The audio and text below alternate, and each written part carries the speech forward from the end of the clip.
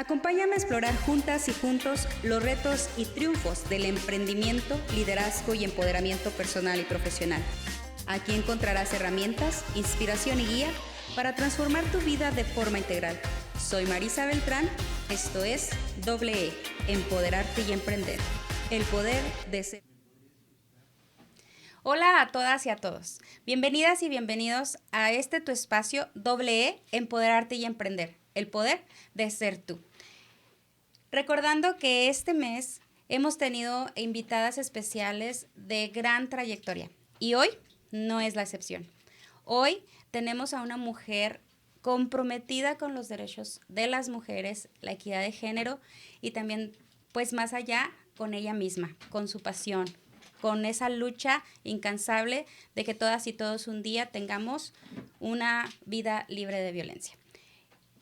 Gracias por estar aquí, porque este episodio va a ser tan trascendental como todos los que hemos hecho. El día de hoy es el episodio 12. Y si tú has visto ya los episodios anteriores, debes de saber que hemos hablado de los tipos y modalidades de violencia, de los efectos, de cómo hemos creado o sido criadas y criados en esta violencia estructural y cómo los roles y estereotipos siguen heredando a todas y a todos mitos del amor romántico, en donde justificamos la violencia. Y como decía en episodios pasados, la violencia no es que hoy todo sea violencia, es que hoy le ponemos el nombre a la violencia, la visibilizamos. Y cuando le ponemos el nombre, podemos accionar. Entonces, el día de hoy tenemos a Lidia Cordero. Ella es psicóloga clínica con especialidad en violencia familiar y sexual, experta en acompañamiento psicosocial a sobrevivientes de violencia. Su trabajo principalmente es que ella es directora general de Casa Amiga, una organización sin fines de lucro, y que por más de dos décadas ha sido clave en la atención integral de mujeres, niñas y niños sobrevivientes de violencia de género, así como en el acompañamiento a madres de mujeres desaparecidas y asesinadas. Además, ha desarrollado estrategias preventivas en materia de violencia de género y prevención de violencia sexual infantil.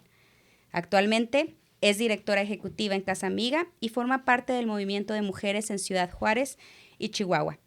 Ha sido reconocida con el premio Chihuahuense Destacada 2024 en la categoría Diana Álvarez Ramírez por su incansable labor en la erradicación de la violencia contra mujeres y niñas.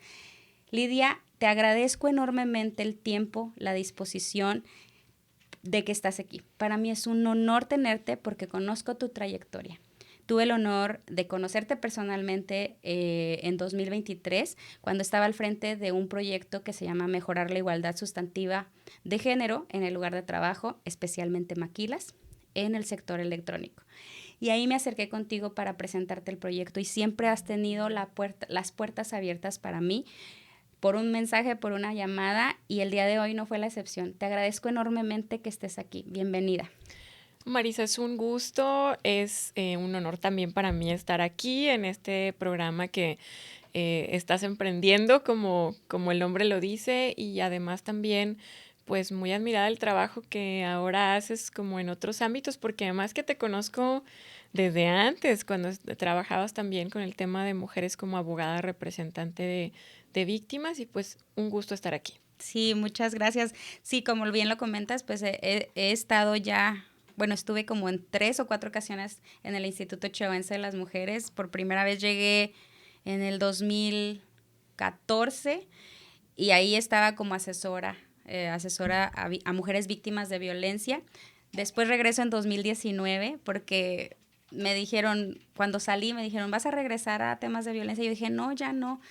Sin embargo, es la vocación o la pasión que me movió a regresar al instituto.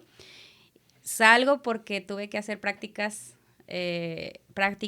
y servicio social por mi segunda carrera de administración de empresas, que en ese momento mi jefa me decía, no se vaya. Le decía, es que no me puedo quedar, administración de empresas, no tengo algo que pueda yo hacer aquí como abogada. Entonces me tuve que ir. Y luego regreso nuevamente en un programa que se llama Juntas por tu Empresa, que era para hacer también asesoría, pero en la maquila, y como facilitadora en una segunda ocasión, antes de eso. Entonces, ahí fue donde he tenido este bagaje, pero mi momento trascendental para sensibilizarme y de construirme fue cuando llegué al refugio de mujeres en situación de violencia extrema. Uh-huh. Ahí fue donde yo personalmente comencé la lucha porque lo sentía. Entonces, a mí, yo escuchaba el nombre de Lidia y Lidia Cordero, todo lo que ha logrado, lo que hace frente a Casa Amiga, y es ahí donde me gustaría conocerte y que quienes nos ven y nos escuchan sepan quién es Lidia y qué hace Casa Amiga. Platícanos cómo es que llegas o cómo es que decides a estudiar psicología y qué te lleva ahora y cómo lo haces al frente de Casa Amiga. Pues gracias por la oportunidad de hablar también como de la vida personal. Definitivamente quienes estamos trabajando este tema nos toca profundamente el que puedas anclar tu historia personal también como a estos movimientos de empoderamiento de las mujeres, pues definitivamente es donde hay ese clic, ¿no? Y no es la excepción en mi caso. Yo nací en la ciudad de Chihuahua y bueno, nací en una familia muy conservadora, cristiana, ¿no? En donde todo esto que mencionas ahorita en cuanto a los patrones sociales y roles que las mujeres deben de tener en estos espacios, pues están limitados a los quehaceres domésticos, al servicio, a todo esto. Pero siempre había algo en mí que me decía, no, yo quiero estudiar, yo quiero hacer algo más, yo quería ser científica, yo quería hacer como muchas cosas más allá trascendentales y siempre dije, no, yo nunca me quiero casar, nunca quiero tener hijos, como eso era algo muy personal mío. Y bueno, llegó el momento en una etapa de mi vida, pues dejando la adolescencia y entrando a la adultez, cuando dije, no es lo que quiero estar aquí, yo quiero estudiar, no es lo que yo quiero para mi vida. Y decidí venir a Ciudad Juárez hace ya 20 años y buscando estudiar, ¿no? Buscando hacer algo. Por azares de la vida y de las diosas feministas, como digo, encontré a un grupo de amigas que ya eran voluntarias en Casa Amiga. Casa Amiga es una organización pionera en Ciudad Juárez en trabajar el tema de violencia extrema contra las mujeres, ¿no? Y eso ligo mi historia a la de Casa Amiga, sí. La fundó Esther Chávez Cano, que fue una activista impresionante en la ciudad que ayudó a visibilizar el feminicidio como una violencia estructural cuando no se nombraba lo que estaba ocurriendo, ¿no? No se hablaba sobre ello.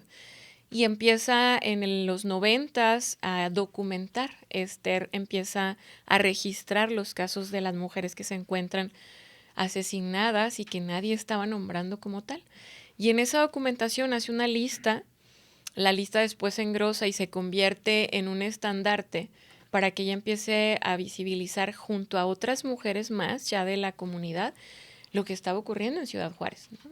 Imagínate los 90s cuando no existían ni mecanismos de protección ni leyes que protegían a las mujeres, ni internacionales ni nacionales. Y pues en esta indefensión, las mujeres que estaban viviendo violencia no tenían ni instituciones ni lugares a donde acudir. Y así nace Casa Amiga.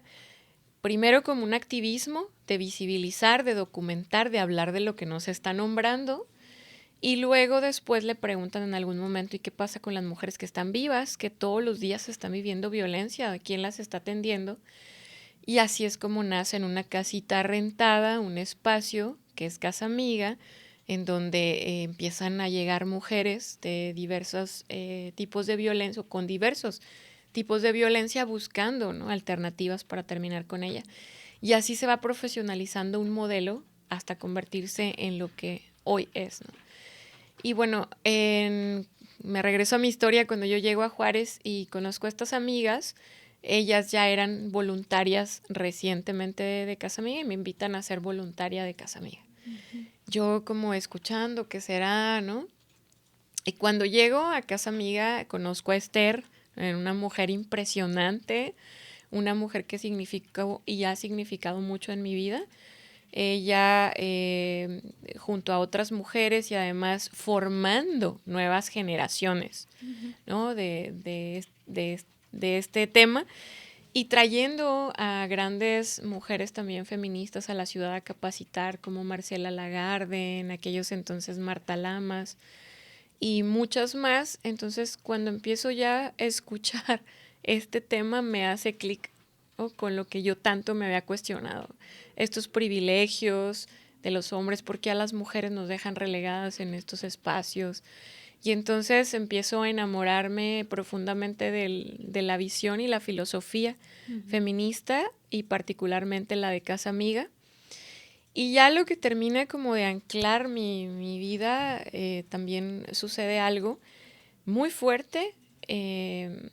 Estaba una mujer en Casa Amiga trabajando como recepcionista que se llamaba María Luisa. A mí me tocaba verla porque yo llegaba como voluntaria, entraba, salía, me tocaba manejar el teatro de títeres en aquel entonces y pues yo estaba chava, ¿no? En aquel momento y era pues verla, saludarla, pero bueno, empiezas a escuchar que ella en algún momento había sido una mujer con violencia. Y en esta historia ella busca como trabajo, ¿no? Y busca apoyo. Esther, en el afán de acompañarla y apoyarla, le da trabajo como recepcionista y además la acoge en su casa. Ella estaba con Esther en aquellos años y la violencia que ella vivía aparentemente no era una violencia física, ¿no? Había otros tipos de violencia y cuando ella decide separarse, él empieza como este ciclo de violencia en el que empieza como a buscarla, a reconquistarla, llegaban flores a la organización y demás. Y cuando él empieza a ver el rechazo, ocurrió que un diciembre del año 2001, María Luisa fue asesinada apuñalada en las puertas de Casa Amiga por el que había sido su esposo. Y entonces fue una cosa impresionante y todavía Sí, se eriza la piel, ¿sí? Porque yo no la conocí la historia. Porque además yo estaba muy joven en aquel momento, ¿no? Estaba entusiasmada escuchando el tema feminista, sí, obviamente el tema del feminicidio, pero fue impresionante porque justo nos tocó a varias de nosotras llegar en el momento en el que recién había ocurrido y pues imagínate el impacto, ¿no? Porque entonces también era una reflexión no solo cómo vivimos las mujeres, sino cómo somos asesinadas las mujeres. Así es. Y además ver el impacto que causó en Esther, en la organización, en todo lo que estaba ocurriendo respecto a cómo vamos hilando las dificultades. Porque yo recuerdo cómo Esther se preguntaba, ¿no? Y hicimos bien en darle trabajo, no hicimos bien, pero a la vez estaban los periodistas afuera, pero a la vez la exigencia de justicia, las hijas de María Luisa, o sea, es un tema fuertísimo, ¿no? Que impactó a la organización y afortunadamente impulsó a la organización y a Esther particularmente. Ella buscó lo necesario para crear el primer refugio de alta seguridad para las mujeres en Ciudad Juárez. Entonces María Luisa fue como un empuje, ¿no? En el 2003 se funda este primer refugio y ese fue como siempre la visión que tuvo Esther del 2001 al 2003. Y como para mí esto también fue muy impactante, impresionante, pero además ocurrió algo en aquellos momentos cuando yo estaba pues entrando a la organización como voluntaria, pasando este hecho, Esther habla conmigo y me dice, te necesitamos en el espacio de recepción. Imagínate llegar a ocupar ese espacio, ¿no? Entonces también fue un cuestionamiento para mí, qué es lo que quiero hacer y qué significa. Y para mí fue, quiero estar en ese lugar, quiero levantar la voz también por otras mujeres, quiero aprender de ellas. En aquellos momentos que yo estaba en recepción, yo veía a las compañeras psicólogas, ¿no? Y cómo las mujeres entraban, llegaban y cómo salían de estos espacios. Y dije, yo quiero ser psicóloga. Y entonces empecé a estudiar esa carrera. me enamoré como del trabajo, ¿no? de la organización. En algún tiempo fui asistente de Esther, o sea, también me tocó estar muy cerca de ella en diversos espacios, ver cómo ella se desenvolvía, cómo buscaba las condiciones mejores para subsistir en una organización que continuamente estaba amenazada por lo que estaba haciendo. Ujú. En un contexto distinto, estamos hablando de otros años. Sí. Pues si estamos hablando de los 90, que es En cuando los 2000, a 2000. inicios de los 2000, en los que era amenazada como por esta filosofía y lo que estaba evidenciando, pero además continuamente amenazada por las cuestiones económicas de subsistencia, pero a la vez creciendo exponencialmente por el acercamiento de las mujeres que estaban necesitando en Ciudad Juárez. Ujú. Entonces, Casa Amiga se convierte no solamente en un oasis de atención, sino se convierte en un modelo de referencia a nivel nacional y a nivel internacional en cuanto a cómo atender integralmente la violencia contra las mujeres. Ujú. Es quien incorpora trabajo social, psicología, jurídico y médico en aquel momento, Ujú. que después es retomado por otros espacios.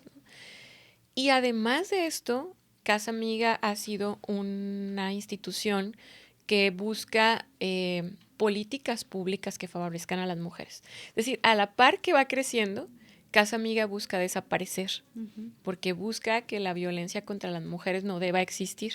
Lugares como Casa Amiga no deberían de existir en cuanto a que no deberían haber mujeres que busquen acompañamientos de este tipo, refugio, niños y niñas que vivan violencia sexual, no deberían existir estos espacios. Entonces, parte de nuestra misión es esa, ¿no? Ir convirtiéndonos también en una organización que fortalezca el tejido social, que abone a crear nuevas estrategias jurídicas, tipificación de violencias, creación de institutos y a la vez, bueno, el movimiento de mujeres que nace también en estos años, en estos vínculos feministas, que son organizaciones que están trabajando en este mismo tema, también es la visión. Ujú. El Instituto Chihuahuense de las Mujeres en el que tú trabajaste fue producto de estos movimientos en estos años, ¿no? Me tocó conocer desde la primera directora del instituto y además capacitar a quienes estaban ahí.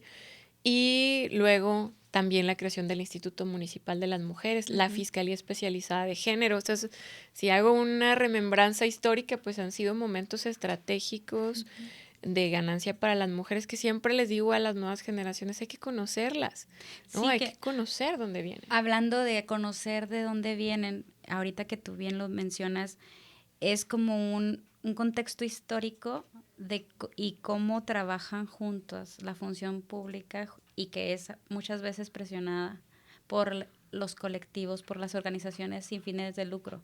¿Por qué? Porque el gobierno pues es la estructura del poder, pero quienes realmente somos los que vamos a requerir que ese orden normativo nos regule, pues es el pueblo, la sociedad, los individuos, las personas, y que la voz de estas personas muchas veces no es escuchada, y para eso se crea la organización sin fines de lucro, la organización de la sociedad civil, Claro. que es quien comunica, ¿no? Entonces, para mí, esta historia que tú compartes, la conozco porque pues llegué a un refugio.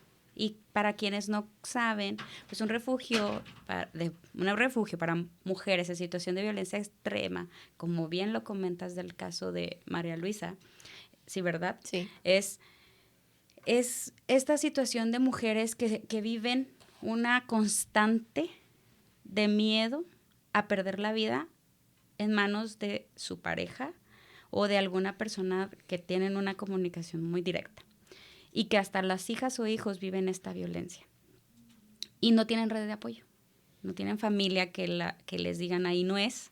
Al contrario, en esta violencia estructural o en estos roles y estereotipos y en los mitos del amor romántico te dicen que debes de seguir ahí. O sea, ¿cuántos comentarios no escuchan las mujeres que viven violencia de así lo elegiste, hasta que la muerte lo separe? Y sí, desafortunadamente los casos de feminicidios son tan altos, las cifras, aún teniendo tanto bagaje, tanta regulación, en protección de derechos humanos e instituciones, pero que aún es muy alta la cifra. Y que tiene que ver con esta parte de la falta de educación, la falta de sensibilización en temas de perspectiva de género y el desconocimiento total fundado en mitos sobre el feminismo. Mitos que no son reales, o sea, pues, luego escuchamos comentarios que también son violentos, de feminazi y que las feministas están locas, etc., etc. ¿Pero por qué? Porque es el desconocimiento. Es mejor seguir creando estos roles y estereotipos, transmitirlos. ¿Por qué? Porque no es bonito decir, soy agresor o soy agresora o soy un hombre que le estoy prohibiendo a mi pareja que salga, que se desarrolle, que le prohíbo en su salario o que no trabaje. O sea, muchas, que ya vimos los tipos de violencias, pero que es una violencia en la que están ahí, sometidas totalmente. Y su red de apoyos, que debería apoyarlas, las mantienen ahí. Entonces, los refugios se crean para estas mujeres a consecuencia de la historia que tú mencionas. Claro. Y ahora, pues hay muchísimas instituciones que no deberían de existir y que faltan muchas también, porque las cifras dicen que en Chihuahua el 71% de las mujeres mayores de 15 años han sufrido algún tipo de violencia en el último año. O sea, y es una cifra súper alarmante. Y aquí yo me gustaría preguntarte, y que lo sepan las personas, que desmitifiquen, ¿qué es el feminismo? Fíjate que esta pregunta es muy interesante porque aún se cree que el feminismo es como una historia que ya debería de quedar atrás, ¿no? Tú lo bien lo dijiste, estas locas que andan ahí rayando paredes y quemando edificios y no tienen por qué, y ahora tienen derechos de más y ahora tienen demasiado, ¿no? Uh-huh. Y es muy importante conocer realmente lo que es el feminismo para poder entender una estructura social que está fomentando aún la violencia y que se va transformando. Y ahorita podemos entrar a ese tema, ¿por qué se va transformando? El feminismo lo que hace es una corriente ideológica, filosófica, pero también con prácticas políticas, que lo que busca es erradicar la violencia contra las mujeres. Uh-huh. ¿Y cómo lo hacen? En ciertos cuestionamientos continuos a un sistema en el que estamos todas y todos insertos, que se llama sistema patriarcal. Uh-huh. El sistema patriarcal es uno de los sistemas más arcaicos o viejos que hay, que hemos reproducido como humanidad, generación tras generación, que ha sido un sistema económico, político, social, religioso, que nos ha acomodado a cada quien con un rol y un esquema que seguir. Uh-huh. Entonces, lo que hace el feminismo es cuestionar esa estructura y buscar modificar porque esa estructura es violenta. Y como dice Rita Segato, que es una de nuestras feministas, ¿no?, de referencia, es el primer sistema de opresión que como busca sacar algo de otro ser humano. Uh-huh. Y con un beneficio personal, y esas son las mujeres, ¿no? Entonces, lo que hace el feminismo es justamente cuestionar, pero también proponer cambios estructurales y políticos, y no busca que las mujeres ahora sean las opresoras o seamos las opresoras de los hombres, sino que busca que todas y todos podamos tener oportunidades iguales, y busca que podamos convivir de manera armónica, y busca que todas y todos los seres humanos podamos desarrollarnos en las mismas condiciones. Y entonces, ¿por qué digo que se va transformando? Porque el patriarcado también se va transformando, así como el feminismo ha ido evolucionando. El feminismo como un movimiento social, corriente social, política, ideológica, no es el mismo feminismo de hace 50, 60 años, ¿no? Y las primeras feministas, que todavía ni siquiera se nombraban como tal, son aquellas que se empiezan a cuestionar ciertas ideas que ponían y decían que las mujeres no podríamos ni siquiera pensar igual que los hombres porque había una estructura biológica que no nos lo permitía. Uh-huh. Entonces había algo que se le llama como el reduccionismo biológico, en donde nos dejaba a las mujeres solamente con un esquema físico en el que decía, como tú estás predestinada para tener hijos, hay algo en tu cuerpo que no te permite desarrollar lo mismo, ni mental, ni cognitiva, ni psicológicamente. Entonces, ciertas cosas están solamente para ti, la casa, la crianza, la ternura, los hijos, todo esto, ¿no? Y entonces todas las otras labores que son más de pensamiento científico, ideológico, político, etcétera, están destinados a los hombres que por cuestiones biológicas sí tienen esto, ¿no? Entonces las primeras feministas, entre ellas Simone de Beauvoir, empieza a cuestionar eso, ¿no? Y ella lanza ella era filósofa existencialista y entonces en sus escritos empieza con ciertos cuestionamientos que revolucionan el mundo, el feminismo. Y entonces dice, no, es que las mujeres no es que nacemos con esta estructura, es que nos hemos convertido por un adiestramiento social continuo que nos va buscando inferiores. No nacemos inferiores, nos van adiestrando a ser inferiores. Ese solo cuestionamiento revolucionó completamente como esta mentalidad, lo que muchas mujeres ya lo sentían, ya lo vivían, ya lo cuestionaban. Y esto fue como la bandera que convierte en muchos espacios, ¿no? Porque además Simone de Beauvoir era europea, entonces tenía otros privilegios universitarios que otras mujeres en otras partes del mundo no. Pero empieza a sembrar esto respecto a, caray, no es que nací así, es que hay un adiestramiento y te lo van adiestrando a lo largo de la vida. Uh-huh. Y así es como llega a las universidades de Estados Unidos y de otras partes y entonces las mujeres empiezan a entonces ahora convertir esta práctica, que te digo, ideológica, en una práctica política. Salen a exigir ahora, yo quiero entrar a la universidad. O sea, tengo la capacidad para hacerlo cognitiva y mentalmente, ¿no? Y todas las ciencias, el arte, la literatura, la escritura, si tú te vas hacia atrás, han sido escritas por hombres, ¿no? Porque entonces no hace tantos... no lo escribían, claro, se les decía que eran brujas. Claro, entonces no hace tantos años sí. que las mujeres podemos entrar a la universidad. Entonces la historia se ha contado desde el patriarcado, ¿no? Y a las mujeres relegadas en todos los espacios. Y bueno, ahí hay muchísimo que explorar de cómo vivíamos y cómo también lo seguimos haciendo. Sin embargo, bueno, estas mujeres primeras buscan esto en el feminismo. Después va transformándose cuando ya se han logrado el voto, ¿no? Porque también eso costó políticamente tener una voz. Oye, antes no podíamos tener propiedades a nuestro nombre, un terreno, una cuenta bancaria, ¿no? Uh-huh. Todavía nuestras abuelas y todavía mi mamá afirmaba, ¿no? De Cordero, ¿no? Uh-huh. Entonces, había un cierto sesgo de propiedad que se va pasando generación tras generación y que además pasa en nuestro inconsciente social, ¿no? Uh-huh. Va pasando en el que como que no nos cuadra que una mujer no tenga hijos, ¿no? Como en mi caso.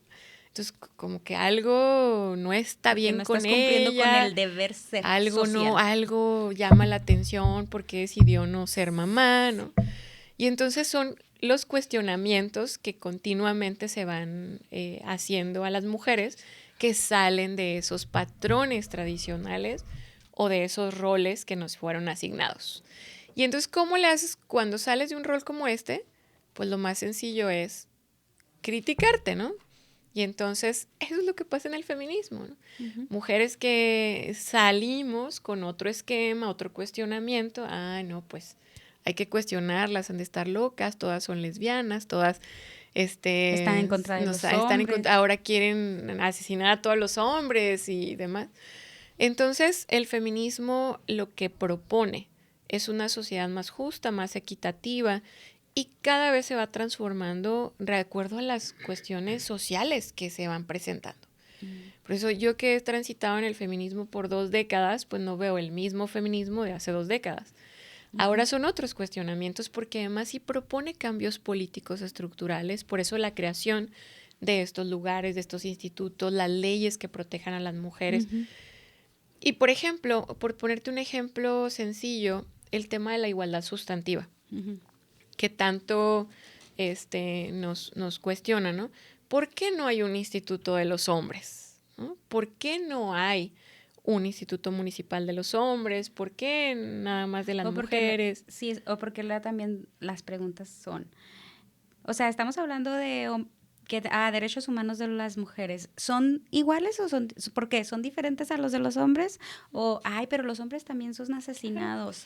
Sí, son asesinados, pero por sus decisiones.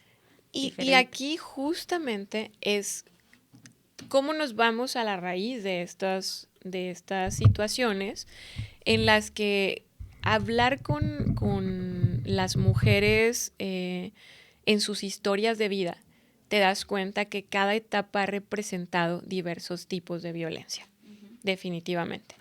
Y entonces, cuando tú ves la magnitud real de la violencia en la que hemos estado por generaciones, ¿no?, negadas en muchos espacios, te das cuenta de que no es lo mismo transitar en el cuerpo de una mujer en esta vida que transitar en el cuerpo de un hombre. Uh-huh.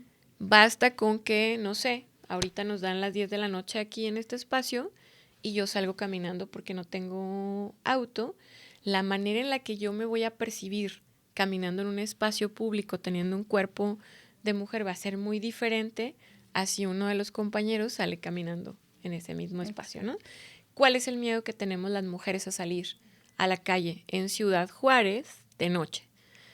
Que alguien te pueda violar, uh-huh, que alguien te pueda secuestrar, pero en el secuestro va a haber otras condiciones de violencia, sí, como violencia sexual y demás, y no pasaría lo mismo si es un hombre el que va en esas condiciones, ¿no? Uh-huh. Si yo noto que va caminando atrás de mí un hombre, eso es lo que yo voy a pensar. Que, ¿no?, me quiere secuestrar. Claro, que me quiere violar, y generalmente, uh-huh, eso es lo que pienso. Tal vez termine en un feminicidio en Ciudad Juárez. Uh-huh. Y si es un hombre el que va caminando y la que va caminando es una mujer atrás de él, no pensaría lo mismo. No. Entonces, desde esa manera en la que transitamos es que en los espacios no son los mismos, pero ni dentro ni fuera, uh-huh, de casa.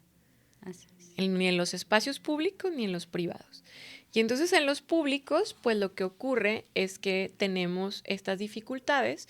Por eso es que está el protocolo policial con perspectiva de género para mujeres. Por eso están los institutos de las mujeres, porque son políticas y acciones que son transitorias. Uh-huh. No deberían de permanecer en siempre. Uh-huh. Son emergentes por las violencias y la disparidad de violencia que hay, ¿no? En este tema, el feminicidio tiene características muy particulares de violencia que no es lo mismo a un homicidio de un hombre. Uh-huh. Entonces, tiene que tener una óptica especializada, por lo tanto, son acciones emergentes para ayudar a reducirlo, ¿no? Uh-huh. Como...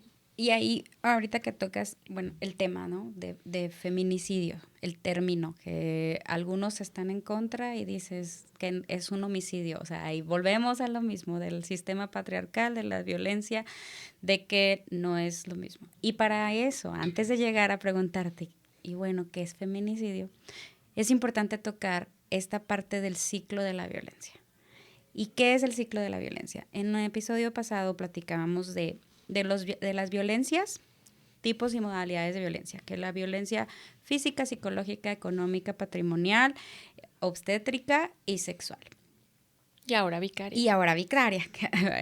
Y entonces, estas violencias suceden en las diversas instituciones sociales. Y principalmente las estadísticas te dicen que es dentro del hogar, como ahorita decías, que la violencia no exista ni dentro ni fuera. ¿Por qué? Porque afuera está el trabajo, está la escuela, la institución religiosa, la comunidad, y en todos estos sectores existen tipos de violencia. Entonces, ahora nos vamos a enfocar a mujeres que están en estas relaciones sentimentales. Pueden ser concubinato, pareja de noviazgo o pareja en matrimonio, pero que están inmersas en una situación de violencia. Y que la violencia siempre va en aumento. Ahí está el violentómetro, que te dice, o sea, va a empezar por comentarios, algo que creemos que no es, porque ya te dijeron los mitos, que si te cela es porque te ama. No. El amor no debe de doler. Entonces, este sistema o este conglomerado de violencias o situaciones, una mujer que vive violencia, ¿por qué la permite y por qué es tan difícil salir de ella y que llegan las cifras de feminicidio? Platícanos, ahora sí, tú como experta, que me encanta escucharte, ¿qué es el círculo de la violencia y por qué es un patrón recurrente en relaciones de abuso? Fíjate que no está desvinculado de lo que hemos venido platicando en esta historia en la que nos hemos desenvuelto las mujeres. Por eso es tan genial hablar del feminismo como un antecedente que nos deja ahí, ¿verdad? Como estas diferencias en las que somos educadas las mujeres y los hombres. Y entonces con esto llegamos a una relación de pareja, ¿no? Llegamos con esta carga que nos han impuesto respecto a cómo es una relación de pareja. Y es muy importante entender dos conceptos que tienen que ver con el patriarcado, pero con la relación y lo que acabas de decir del círculo o espiral de la violencia, que son el control y el poder. ¿Sí? Tenemos que entender esto y ahora sí que introducirlos en nuestras relaciones de pareja o de familia, porque entonces el control se vuelve como una situación preponderante en el círculo de la violencia, al igual que el poder. El poder, pues, es todo aquello que pues me va llevando a estar sobre la otra persona y que mis necesidades valen más y lo que yo soy vale más. Y el control, pues, son todo lo que yo puedo ejercer para seguir manteniendo ese poder, ¿verdad? Ya lo vieron ustedes seguramente en el episodio del amor romántico, pero entonces es una relación de violencia. Cuando existe violencia está basada en eso, en el poder y en el control. Y cuando llegas a una relación así, eso nos han enseñado en el amor romántico, porque entonces este velo armonioso, romántico, bello, está cubriendo esas estructuras de poder y de control que no alcanzamos a ver, o que las vemos pero las justificamos como un amor. Entonces, el espiral de la violencia es justamente como la escala o imaginar una espiral como un remolino que va creciendo, pero luego regresa al mismo lugar. Y luego crece y crece y regresa al mismo lugar. Eso es lo que pasa en el espiral de la violencia, ¿no? Pueden ocurrir como situaciones de violencia que quizá yo no alcanzo a identificar, o sí, como las que acabas de decir. Palabras hirientes, chistes, bromas que a lo mejor tienen que ver con alguna parte del cuerpo, chantaje emocional, la manipulación, exacto. Y luego pasan esas expresiones de violencia y luego entran a otro ciclo, otra fase de esta espiral en donde no lo vuelvo a hacer, perdóname, estaba borracho, no va a volver a ocurrir, que es la etapa que le llamamos la luna de miel. Porque entonces ahí es como, es que te amo demasiado, no quiero que te pongas esa falda, pero no por ti, sino por lo que van a decir los demás. Y como atrás de eso hay un control. Lo que estoy buscando es que no te pongas esa falda. O no, es que no quiero que salgas con tus amigas porque yo te quiero para mí, ¿no? Mejor aquí nos quedamos juntos. O sea, atrás de eso, pues hay un control. Y entonces, después de la luna de miel, de esta fase, viene como una etapa en la que aparentemente todo está en calma y aparentemente todo está bien, pero luego vuelve otra vez otra fase en donde crece de nuevo la tensión y vuelve a estallar la violencia. Se vuelve un círculo y un ciclo constante. ¿Por qué las mujeres no salimos de estos círculos de violencia? Porque hay una eterna esperanza de que esto va a cambiar. En este ciclo del amor y del perdón, y esto va a cambiar. Ya va a ir a terapia. Ahora sí está bien. Ahora sí me está prometiendo algo distinto, ¿no? Ahora me compró un anillo, ahora me trajo chocolates y ahora parece que sí está cambiando. Y ahora me trajo flores, que de hecho hay un video que se utilizaba mucho en talleres que hoy me trajo flores y que es muy fuerte, como en 2 minutos, es un video muy fuerte que te hace reflexionar mucho. ¿Por qué? Porque te dice, hoy me trajo flores. hoy tuvimos nuestra primera discusión, pero es porque me ama. Claro. Es porque quiere lo mejor para mí. Ujú. Y luego la siguiente escena, hoy me trajo flores, pero ya ahora con un golpe en la cara. Sí, hoy me pegó porque no tenía listo lo que me pidió, porque no le tenía la comida. Bueno, le estoy agregando yo ahí para que se identifique tal vez alguien que está viviendo esto. Y luego, hoy me trajo flores. Hoy sí es una fecha especial. Hoy es mi funeral. Ujú. Así fue la historia de María Luisa. Exacto. María Luisa recibía flores en casa amiga, Uh-huh. ¿no? Y él llegaba muy romántico y demás.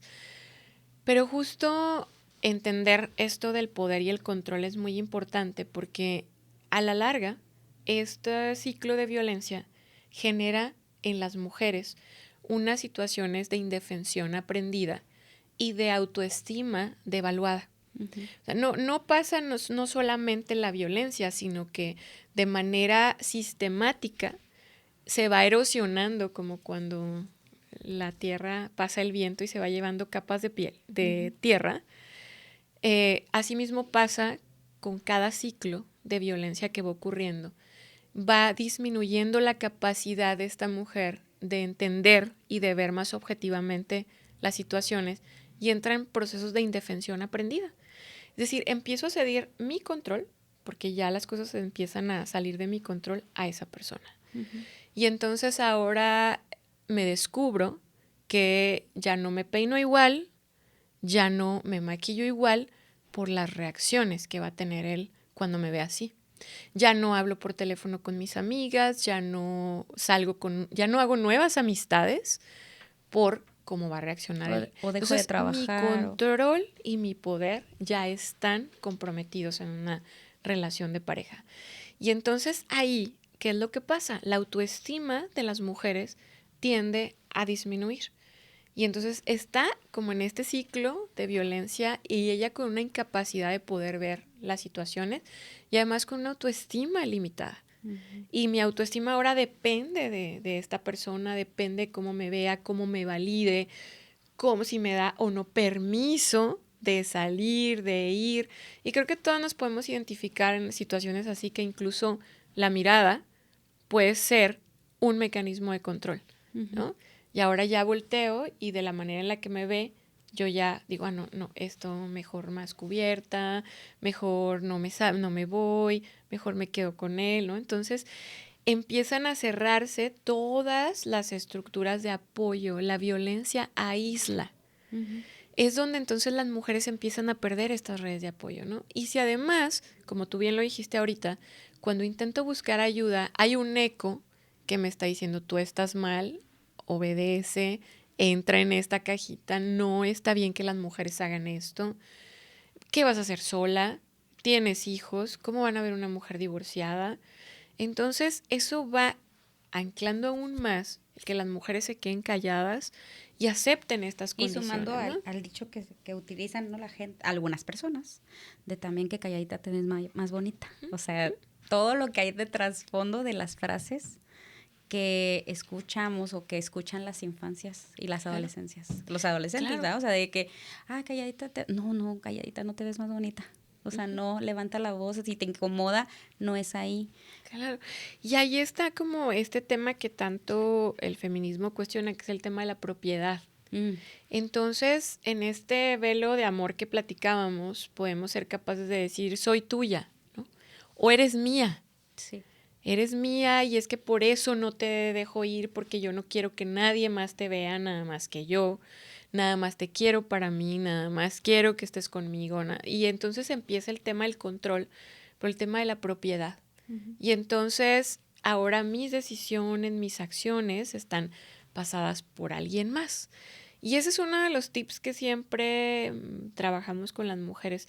El sentido de lo que tú vas perdiendo, quiere decir que estás en una relación de violencia y de codependencia. Cuestiónate qué has perdido.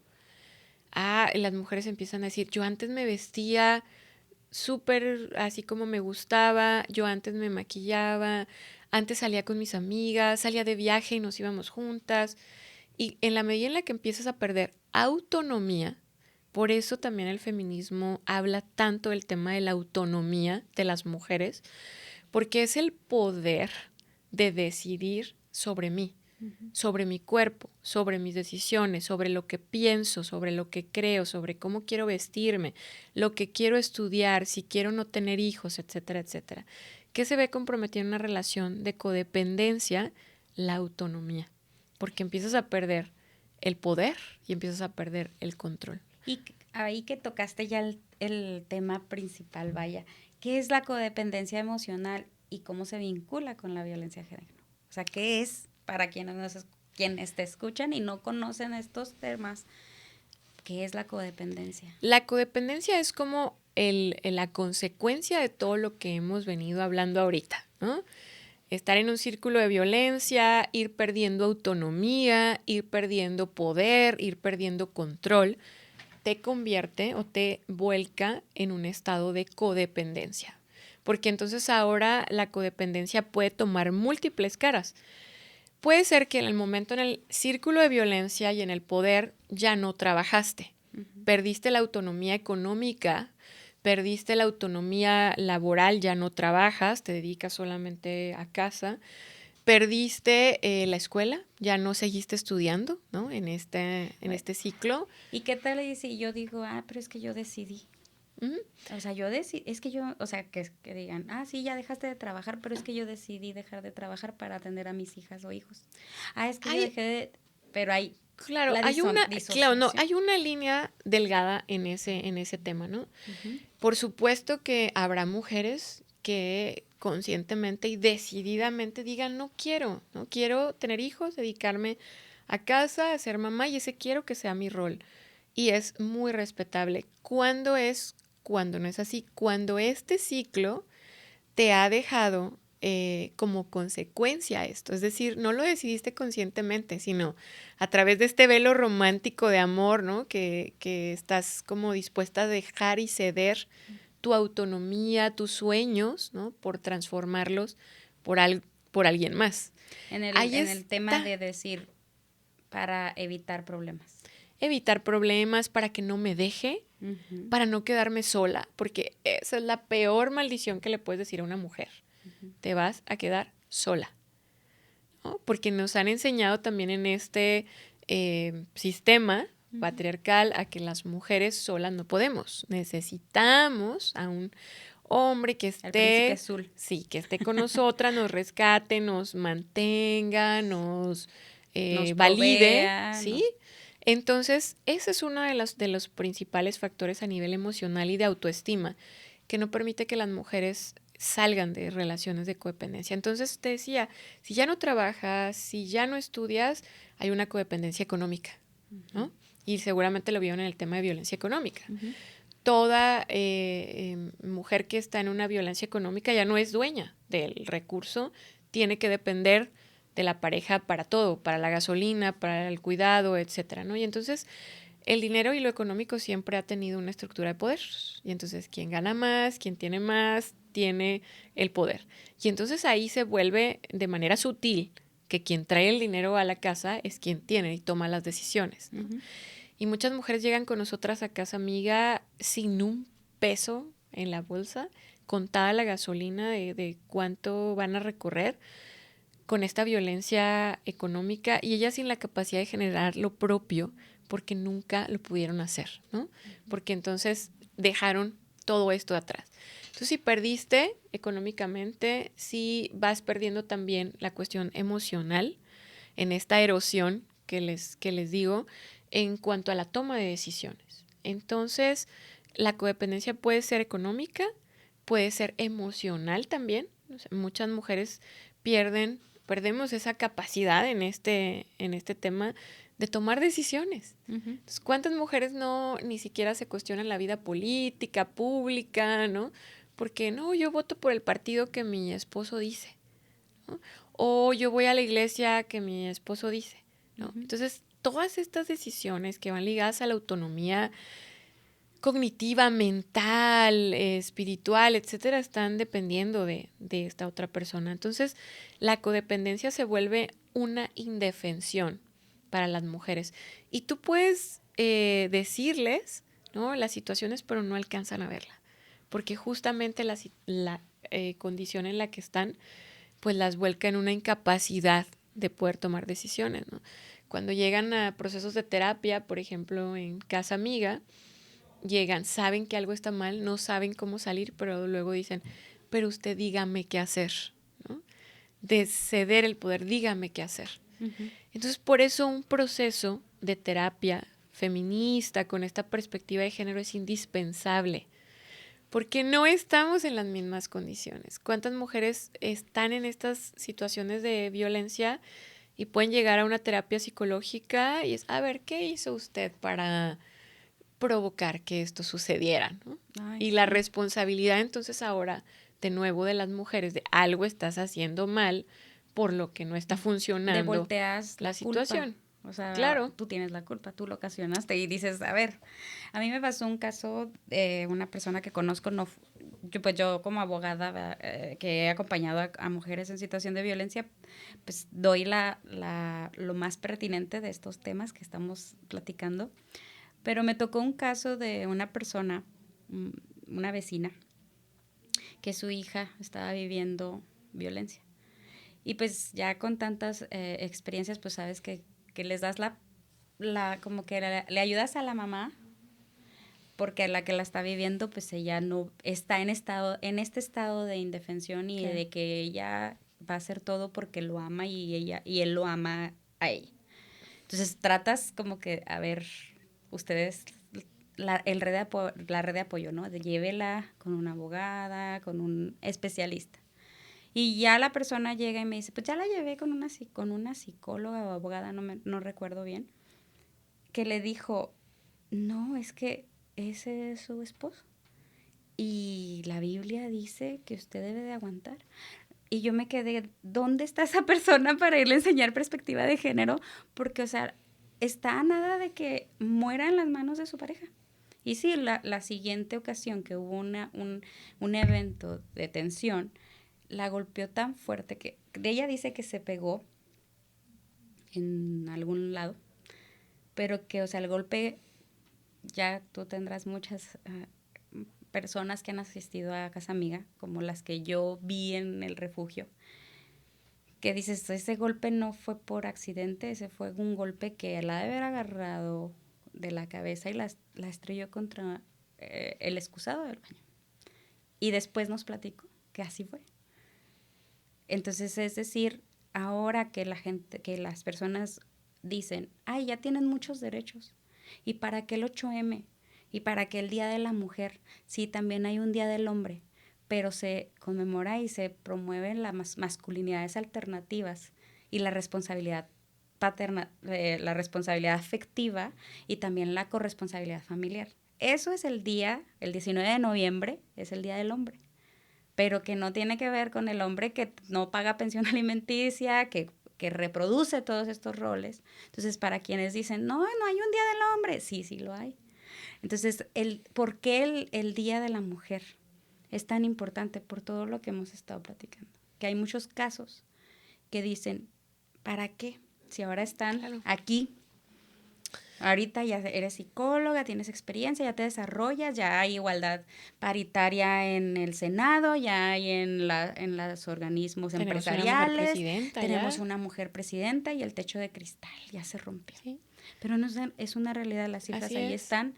Tú en Casa Amiga, ¿cuántas mujeres atiendes? O el último año, ¿cuántas mujeres pidieron acompañamiento? Atendemos un promedio de 2.800 mujeres al año Teniendo en en cuenta esto. que Ciudad Juárez tiene una población de 1.500.000 Ujú. y que como el 70 y algo por ciento son de mujeres. Así es. Y pues definitivamente el tema de la codependencia es bien importante porque muchas mujeres pueden estar en estos círculos de violencia y no se dan cuenta, ¿no? Y también a veces socialmente las podemos culpabilizar. En Casa Amiga tenemos muchas historias y en el refugio también de mujeres que regresan con las parejas con las que vivieron todas estas violencias, ¿no? Incluso mujeres que justifican la violencia, regresan, es que me quería demasiado, es que de niño tuvo muchos problemas y fue muy difícil su infancia. Solamente yo lo entiendo, solamente yo lo comprendo, ¿no? Entonces, en este ciclo de codependencia, en momentos las mujeres podemos ser las rescatadoras, ¿no? Porque entonces nos aparece como esta enseñanza de servir, de amar, de entregarlo todo por el otro, por la otra, ¿no? Marcela Lagarde tanto nos dice, como en la autoestima de las mujeres, como las mujeres somos capaces de enamorarnos y volcarlo absolutamente todo, ¿no? Y mujeres que pueden perdonar, mujeres que luego quieren quitar la denuncia, ¿no? En este mismo ciclo, y lo que lo explica es ese ciclo de violencia. Poderlo entender todas y todos es muy importante, porque no es responsabilidad de las mujeres estar en esto, ¿no? Ellas tienen una situación emocional, incapacidad que no les permite ver. Hemos visto tantas mujeres que perdonan, regresan, pero siempre les hacemos saber que el ciclo de la violencia cada vez se puede ir haciendo más y más difícil y más difícil de salir, ¿no? Porque está comprometido a eso. Siempre les pongo un ejemplo de las princesas, Marisa, para entender muchas cosas. ¿Recuerdan a la princesa Bella, no? Sí. Aquella princesa que sí le gustaba leer, le gustaba como una capacidad intelectual, ¿no? De La Bella y la Bestia. Sí, de la Bella y la Bestia. Y entonces hay un momento muy estratégico, ¿no? En el que ella sale del castillo, ¿no? Y va con su papá. ¿Y tú recuerdas qué es lo que la hace volver? ¿Por qué regresa? No recuerdo, pero estoy en Porque contra de todos los cuentos de princesas. Enferma y casi muere de amor por ella. Se sacrifica por ella, ¿no? Entonces, ¿por qué regresa ya corriendo? Porque él está ahora en riesgo y ella tiene que salvarlo, ¿no? Entonces, muchas mujeres llegan con nosotras como diciendo, ayúdenlo a él, ¿no? Ayúdenlo, él está mal, es alcohólico, tuvo muchos problemas en la infancia. Entonces, en estos ciclos también se puede dar este tema de la manipulación y el tema de, pues, este amor romántico que ya vieron ustedes, que está muy ligado a los ciclos de codependencia. Sí, y que realmente, pues, las canciones, o sea, si realmente se pusiera la gente a investigar, pero pues ahora sí que ni yo, que ya tengo los 12, 13 años en temas de perspectiva de género, que sigo en deconstrucción y que sigo en reeducación, las personas necesitan mucha sensibilización para escuchar esas canciones que reproducen todo esto de si no eres mía de nadie más, si me voy a morir, si tú te vas, y tantísimas canciones. Y las mujeres las reproducimos también, o sea, si me dejas, me voy a morir, o él es mi hombre para siempre, y le echamos la culpa a la otra, ¿no? Si hay una infidelidad y demás. Entonces, todo esto está ligado a cómo nos han enseñado y cómo hemos llevado toda esta estructura patriarcal al plano de pareja. Y esto va creciendo, tú lo dijiste muy bien, el ciclo de violencia o un feminicidio no ocurre de un día para otro. Hay toda una camino recorrido en el que la violencia va aumentando, y así como el espiral. Puede empezar en círculos pequeños, pero cada vez se va haciendo más grande, más difícil. Después, la luna de miel desaparece. Ya no hay más flores. Ya pasa directamente a la tensión y otra vez la agresión, ¿no? Entonces, esto es importante entenderlo y romper estos ciclos, saber que las mujeres necesitamos autonomía. Eso es lo que hace el feminismo. Defiende la autonomía de las mujeres. Es decir, eres una ser humana completa que puede decidir por sí misma y buscar el poder, recuperar el poder, ¿no? Ahora, ya para irnos acercando al cierre de este episodio, ¿cuáles son o consideras que son las señales de alerta en una relación codependiente? Y cerrando, que el feminicidio, ¿por qué es tan importante definir qué es el feminicidio? Bueno, mira, creo que ya la primera pregunta la comenté, Sí. pero la recuperamos. ¿Cómo te puedes dar cuenta? Yo sí creo que en la medida en la que te cuestiones lo que estás perdiendo.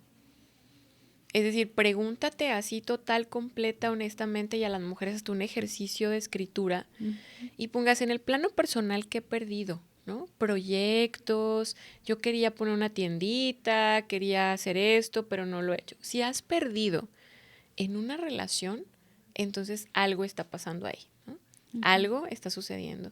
He dejado de vestirme como me vestía, he dejado de escuchar lo que escuchaba, he dejado de tener amigos, ya no visito a mi familia, ya no hago nuevas amigas, ya no hago nuevos amigos, ¿no? En la medida en la que tú vas viendo lo que perdiste, es una señal muy, muy importante de que algo está ocurriendo. Y luego acercarte a buscar apoyo especializado. Ya vimos que no es cierto que todas las psicólogas y psicólogos tengan ese enfoque, aunque esa psicóloga que dijiste más quiere enseñarle, yo iría a quitarle su cédula profesional. Sí. Sí, porque Porque gracias a Dios, o sea, afortunadamente yo acompañé a mi vecina y la chica a regañadientas terminó con la relación. claro. Pasaron años para que pusiera una denuncia y para que terminara con la relación. Pasaron años, que pueden pasar así con muchas personas. Sobrevivió. Sí, está viva. Ya ahorita ella ya no tiene una relación sentimental con él, con el papá de sus hijas, pero ya no tiene la relación sentimental. Entonces dije, bueno, ya indirectamente apoyamos a esta persona, pero hay muchas que han perdido la vida, o sea, Claro. muchas. Claro. Y eso es el feminicidio, o sea que es la víctima más... Ahora sí que yo te lo dejo a ti para que tú lo definas, porque tú eres la invitada especial. Claro. En esta estructura que acabamos de como de ahondar un poco, y es un poco porque este tema es además que me amplísimo. apasiona muchísimo, imaginémoslo como un iceberg, ¿no? En el iceberg lo alcanzamos a ver una puntita, ¿no? Nada más. Pero abajo hay toda una estructura, ¿no? Que sostiene este iceberg.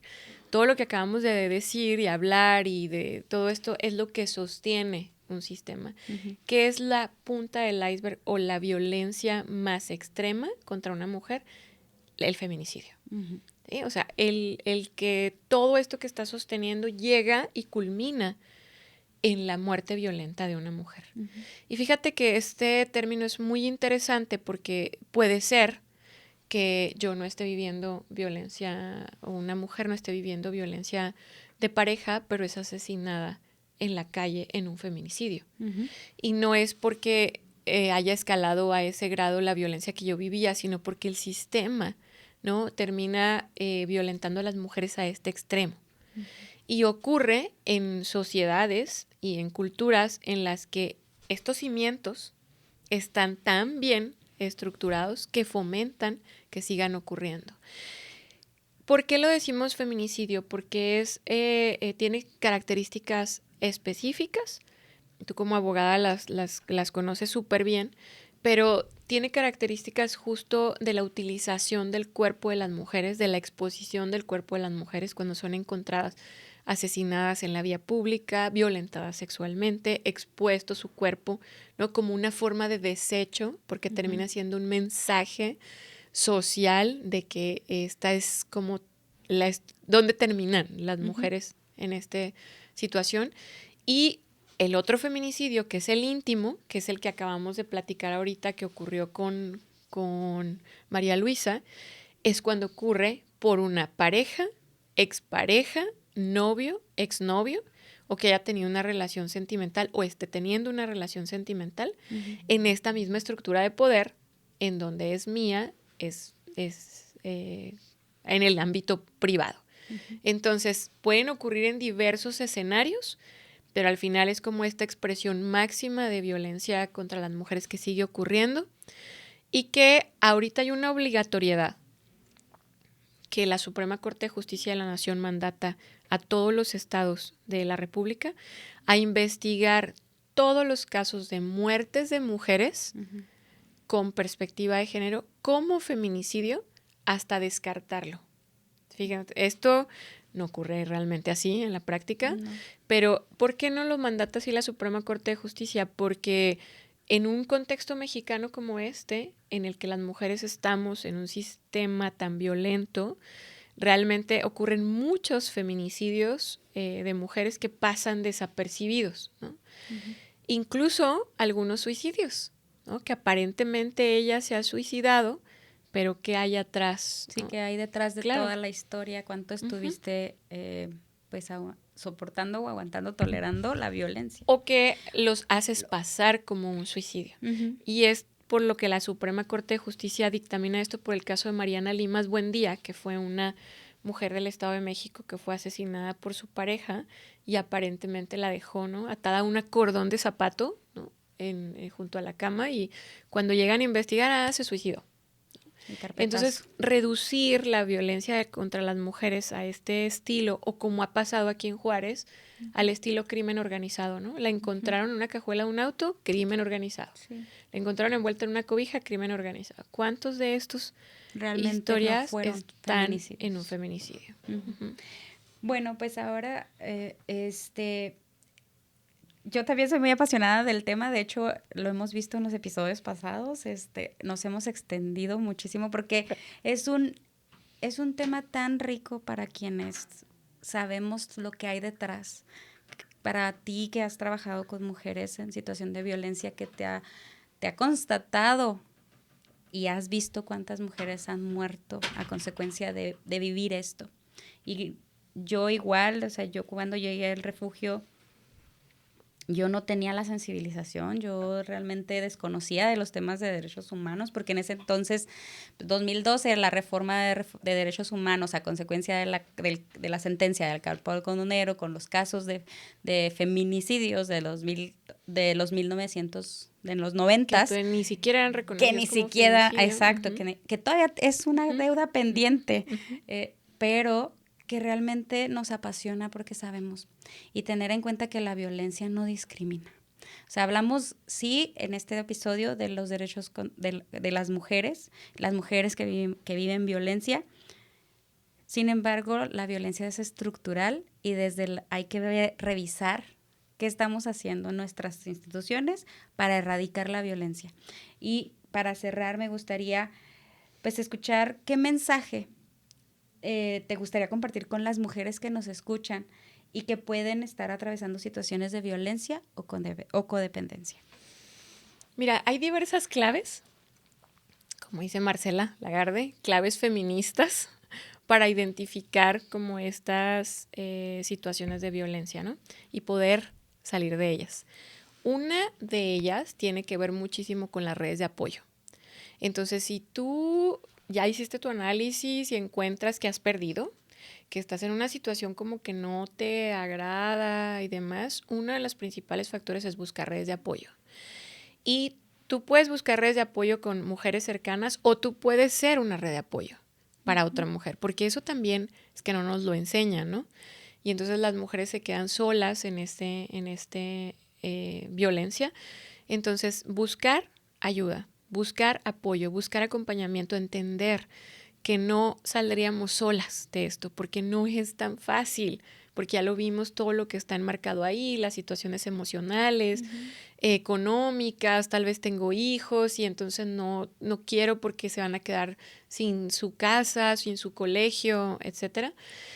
Entonces, buscar redes de apoyo, esa es la primera. Y en esas redes de apoyo están las instituciones como Casa Amiga, como otras organizaciones que trabajamos, como instituciones que para eso fueron creadas de gobierno, para buscar lugares especializados en esto, ¿no? Que puedan acompañarte en este proceso y recuperar esa autoestima. El tema de la autoestima es fundamental para el empoderamiento de las mujeres. Nosotras no empoderamos mujeres, ellas lo hacen solas, eso es muy importante porque no hay una relación de poder y eso no debe existir tampoco en las instituciones en que trabajamos, sino facilitar en los procesos de terapia ejercicios que ayuden a la autoestima, ¿no?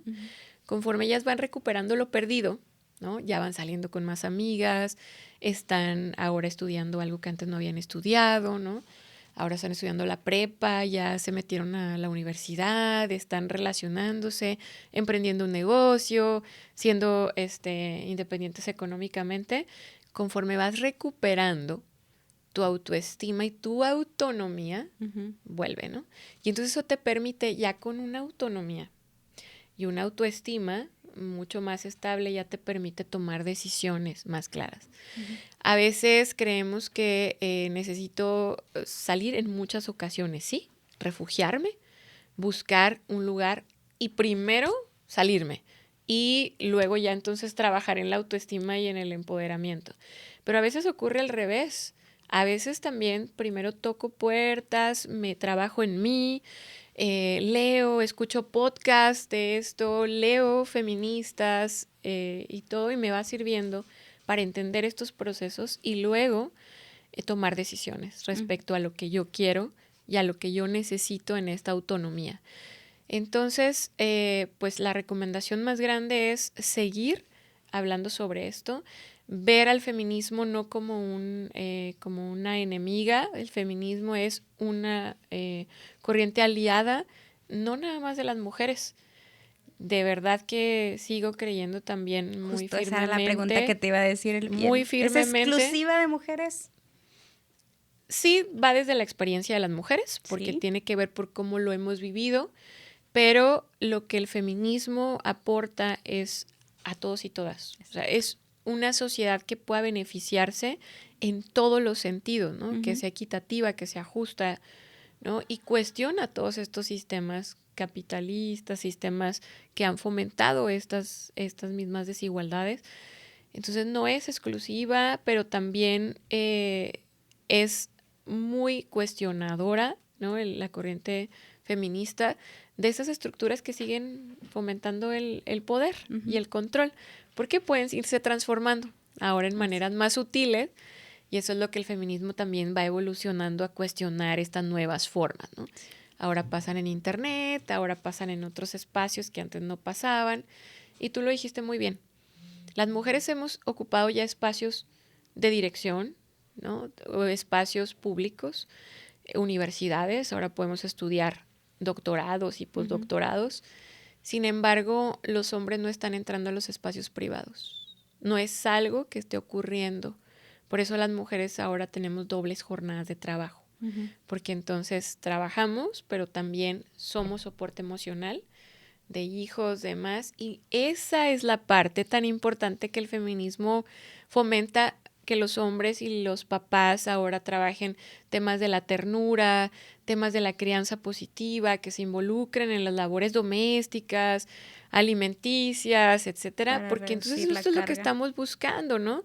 Una equiparado, porque Sí. ahora las mujeres decimos, sí lo puedo, Las todísimo, mamás y entonces que se dicen 4x4. duermo 2 horas y, sí, ahora las mujeres querían salir a la vida laboral, pues órale. Y entonces, ¿con qué herramientas cuando estás en casa y no tienes lo suficiente para los cuidados?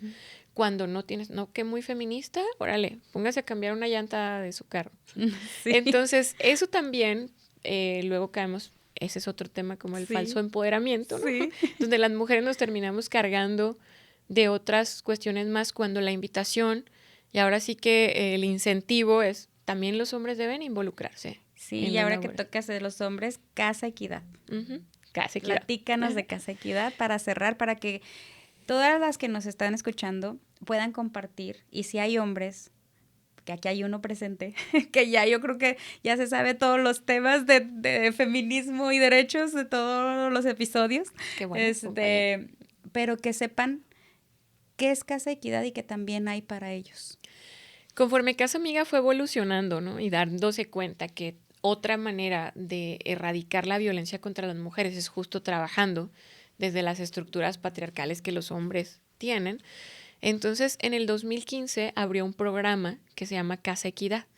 Casa Equidad tiene el mismo objetivo, que es reducir la violencia contra las mujeres, pero ahora trabajando desde una masculinidad responsable, desde enfoques que permitan a los hombres desestructurar también todas sus violencias y de dónde vienen y cómo están, y proponer nuevas relaciones con sus parejas, con sus exparejas, con las futuras parejas, porque eso también pasa.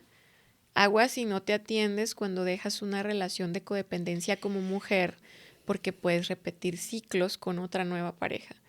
Entonces, eso es lo que hace Casa Equidad, da talleres y sobre todo ahorita muy particularmente, además son hombres psicólogos, trabajador social, trabajando con hombres, ¿no? Desde esta deconstrucción de la masculinidad y lo que significa ser hombre. Y estamos trabajando muy fuertemente con adolescentes, ¿no? Estas generaciones que pareciera que vienen con otro chip, pero en realidad traen este mismo con un chip más electrónico, pero son estas mismas reproducciones de la violencia y la utilización del poder y del control como forma de dominio. Entonces ahora también con adolescentes trabajando como una manera también de abonar a este tema desde el otro enfoque, ¿no? Cómo se cuestionan, cómo se relacionan, cómo participan, cómo crean y generan grupos, ¿no? Y también deberían los hombres ser cuestionadores de este sistema patriarcal, ¿no? Cuando están en relaciones con amigos, con personas cercanas, también cuestionar estos privilegios, estas relaciones, porque también los hombres suelen proteger a otros hombres que están como en estos ejercicios de violencia. Entonces, es una propuesta también de trabajo que pues a Casa Amiga le ha costado, ¿no? También tiene sus costos, pero es un avance que nosotros queremos para el tema de la igualdad sustantiva. Sí, que justo lo acabas de decir, hay hombres que tal vez ya hay más hombres en estas masculinidades alternativas o responsabilidades afectivas y corresponsabilidad femenina, ya deconstruyendo todo esto que el feminismo ha ido trabajando, pero que luego hay otros hombres o también mujeres o personas que les emiten otros juicios y que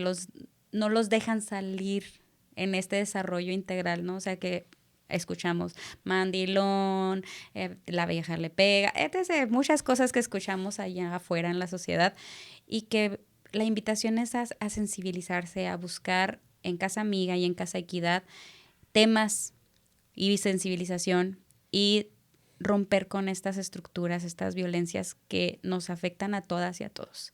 Entonces, pues yo muy agradecida contigo, Lidia, y antes, pues, ¿cuál es el poder de ser tú?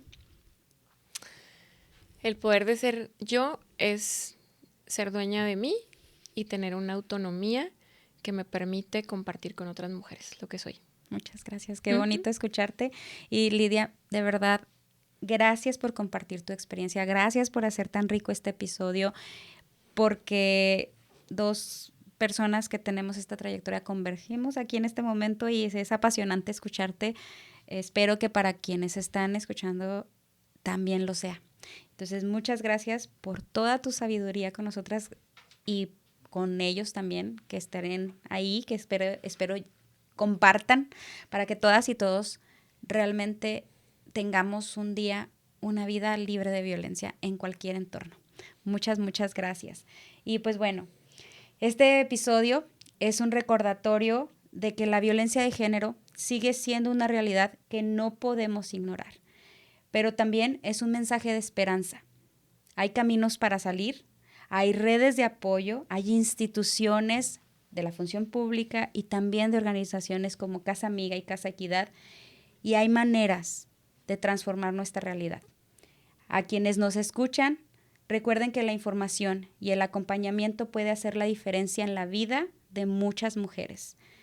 Si conoces a alguien que esté en situación de violencias, acompáñenla, escúchenla y ayúdenla a encontrar ayuda profesional. Este es uno de los episodios de este mes de marzo porque es Día Internacional de las Mujeres. 8M es un día de conmemoración a todas esas mujeres que han perdido la vida o que siguen desaparecidas y también de esas mujeres que en algún momento vivieron alguna situación de violencias o la siguen viviendo. Comparte este episodio a quien tú consideres les sea de ayuda y a Lidia, ¿dónde te pueden encontrar? Bueno, pues Casa Amiga, que es una organización en Ciudad Juárez bastante conocida, Pueden encontrarla en la calle Durango, 1916, en Fraccionamiento Paseo de las Torres.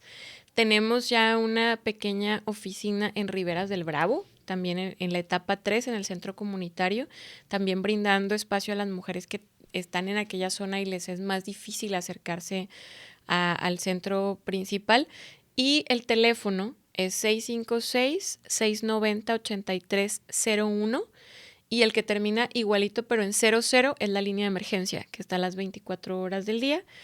Y pues pueden acudir, no se necesita cita la primera vez que acudan, que necesiten algún proceso, ya sea asesoría jurídica, presentar su problemática, acudir a algún espacio. Es un equipo, no es porque trabaje en Casa Amiga, pero es un equipo excepcional, o sea, son compañeras y compañeros comprometidas con este tema, que están profesionalizadas, que trabajan de manera integral para brindar como un servicio multidisciplinario.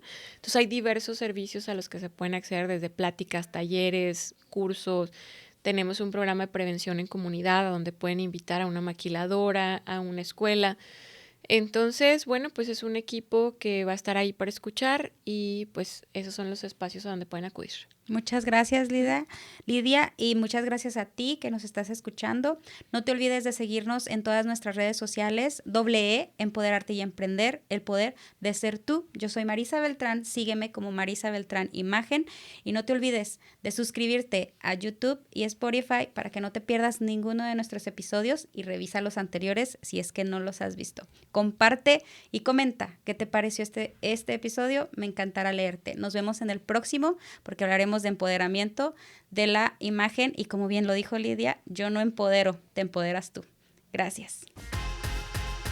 Acompáñame a explorar juntas y juntos los retos y triunfos del emprendimiento, liderazgo y